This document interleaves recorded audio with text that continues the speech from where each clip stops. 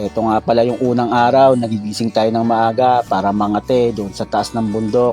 At syempre, ito rin yung unang araw ng ating pangate na si Bantam. Ito nga pala ang unang gagamitin natin kasi yung manok na labuyo natin ay hindi pa sanay tumilaok. Ano sa tingin nyo mga probinsya? Makakahuli kaya itong pangate natin na si Bantam o matatakot lang yung mga manok na labuyo doon sa kagubatan? At after kong makuha yung ating pangate na si Bantam mga probinsya, bali dumiretso na nga pala ako sa bahay ni Adobar. At syempre, hindi tayo basta-basta papasok doon sa bahay ni Adobar. Mahirap na, baka mamaya maalimpungatan, mahagisan pa tayo ng atis. Isang mabilisang fast forward tayo mga probinsya, bali eto nga pala yung napili naming spot kasi sabi ni Adobar ay meron daw ditong tumitilaok na manok na labuyo tuwing umaga. Kaya uunahan na namin siya bago pa makapwesto ang manok na labuyo. Parang excited na talaga yung ating pangate na si Banta mga probinsya. Hindi pa nga natatapos yung paggabit namin ay tumilaok kaagad.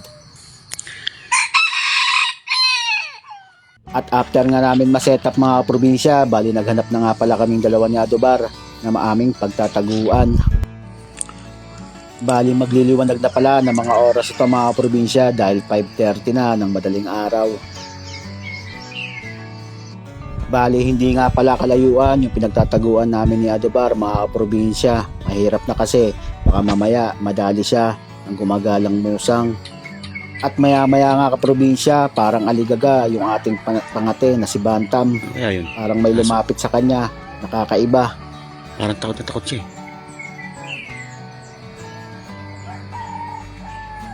Bumalik yata yung aso. Hinahanap tayo. At nilapitan niya ni Adobar mga probinsya. Bali yung aso lang pala niya, yung nandun, si Doberman.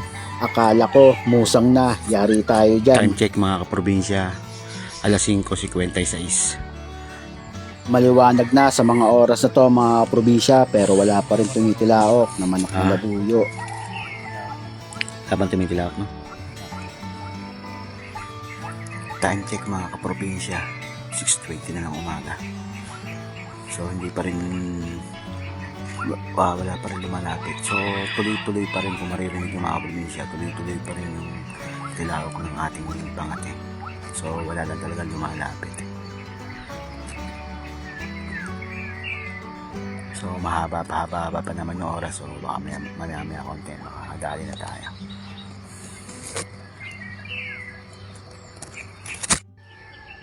Time check mga kaprobinsya, 6:30 na. So wala pa rin lumalapit sa ating pangate. Pero kung naririnig yung mga kaprobinsya, masipag pa rin tumilaok. Baka takot.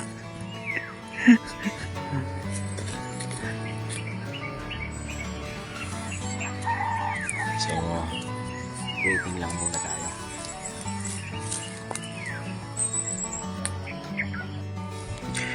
Time check mga kaprobinsya, mag-aalas 7 na ng umaga. So masipag naman yung ating manok na labuyo. Kaya ang problema, walang lumapit. So sabi ni Adobar baka mamaya nagulat sa amin kasi nga umakit kami kanina rito, gumamit kami ng flashlight. So baka mamaya nabulabog. So antay pa rin tayo hanggang alas 8. So kung wala, bukas naman ulit. Okay, so antay muna tayo.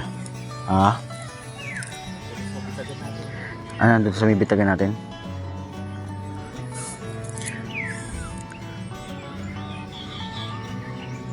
So antay muna tayo mga probinsya. Nandun na pala sa bitagan natin kasi gumamit kami kanina ng flashlight, ilaw eh. So dapat pala hindi ako gumamit ng ilaw. So antay pa rin tayo mga kaprobinsya. Parang totoo nga mga probinsya yung sinabi ni Adobar na mukhang nabulabog namin yung mga manok na labuyo kasi gumamit ako ng flashlight. Hindi ko kasi makita yung aking dinadaanan. Sa mga oras ito mga probinsya, bali iiwan muna namin yung aming pangate dahil magpapakain muna kami ng aming kahayupan. Babalikan na lang namin yung mga probinsya after namin magpakain. Iniwan muna namin yung pangati namin. Time check. Mag-alas 8 na eh. So pakain muna kami ng mga alaga namin. So babalikan namin ito mga konti. Huwag lang sana madalo ng musang o kaya ng falcon. Mamaya pagbalik natin imbis na makahuli, siya pala ang hinuli. Bagay ba? Bagay maririnig naman ni Adobar dito kasi itong kabilang pader na ito sa kanila na yan, hindi makubo na. Maya mga kapabrisya, update ko kayo kung makakahuli ba yung ating pangate na sirama na kulay ay hiraw. So maya na lang mga kaprobinsya. Good morning po. Isang mabilisang fast forward tayo mga kaprobinsya. Bali wala nga pala tayong nahuli sa araw na to. Bali hanggang dito na lang ang ating video mga probinsya. Kung meron kayong napansin na aming pagkakamali, baka pwede nyo i-correct dyan sa comment section. Kung yung CI ba o yung ating pangate na bantam o yung ating pagpa-flashlight o baka mamaya na-delay lang kami sa oras ng aming pag-setup. At kung nagustuhan mo naman yung aking video mga probinsya, baka pwede kong mahingayin yung pag-like and share at mag-comment ka na rin kung tigasan ka para alam ko kung saan umabot yung aking video. So hanggang dito lang mga probinsya, kita-kits ulit tayo sa susunod ko pang mga video.